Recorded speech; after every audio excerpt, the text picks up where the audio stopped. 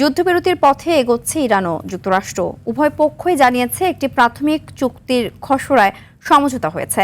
কয়েকদিনের মধ্যে তা স্বাক্ষরিত হতে পারে। তবে কূটনৈতিক অগ্রগতির মধ্যেও হরমুজ প্রণালীর কাছে নতুন সামরিক উত্তেজনা পরিস্থিতিতে অনিশ্চয়তা বাড়ছে।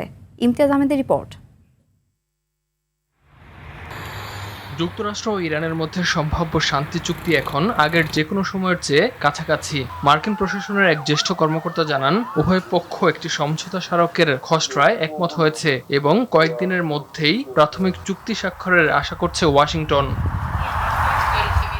ইরানের পররাষ্ট্রমন্ত্রী আব্বাস আরাকচি জানান, চুক্তির কিছু বিষয় এখনও পরিবর্তিত হতে পারে। তার দাবি, যুদ্ধের পর ইরান আরও শক্তিশালী অবস্থানে আছে এবং আলোচনায় সে বাস্তবতাই প্রতিফলিত হয়েছে।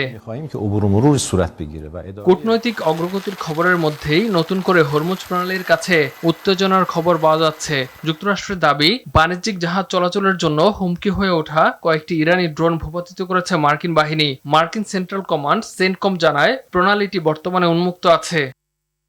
খসড়া চুক্তি অনুযায়ী হরমুজ প্রণালী পুনরায় পুরোপুরি চালু হবে এবং ইরানের বন্দরগুলোর উপর আরোপিত মার্কিন নৌ অবরোধ প্রত্যাহার করা হবে। বিনিময়ে ধাপে ধাপে জব্দ করা ইরানের সম্পদের অর্থ ছাড় এবং তেল রপ্তানির উপর কিছু নিষেধাজ্ঞা শিথিল করতে পারে ওয়াশিংটন।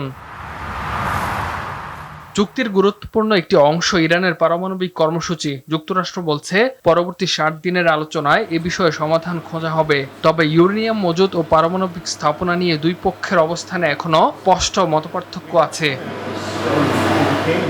ইরান ও যুক্তরাষ্ট্রের সম্ভাব্য চুক্তি নিয়ে আপত্তি জানিয়েছে ইসরায়েল। প্রধানমন্ত্রী বেনিয়ামিন নেতানিয়াহু বলেন, এই সমঝোতার অংশ হবে না তার দেশ। লেবানন ও আঞ্চলিক নিরাপত্তা ইস্যুতেও যুক্তরাষ্ট্র ও ইসরায়েলের মধ্যে মতপার্থক্য রয়েছে। ইমতিয়াজ আহমেদ, RTV।